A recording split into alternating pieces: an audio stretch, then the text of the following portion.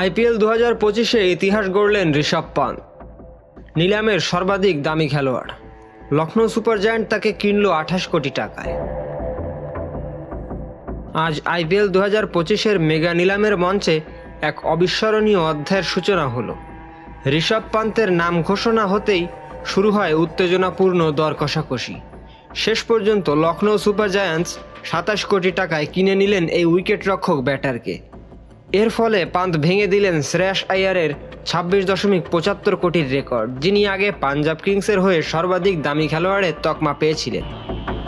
পান্তকে দলে নিতে শুরু থেকেই জোরালো লড়াই চালায় রয়্যাল চ্যালেঞ্জার্স ব্যাঙ্গালোর এবং সানরাইজার্স হায়দ্রাবাদ।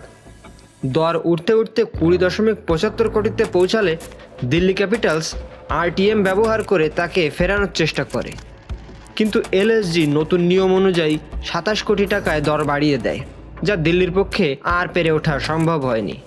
ফলে এক ইতিহাস তৈরি করে ঋষভ পান্ত চলে যান লখনৌ সুপার জায়ান্টসের দলে। এটাই কি হবে এই বছরের সর্বোচ্চ বিক্রি? জানতে হলে সাবস্ক্রাইব করুন।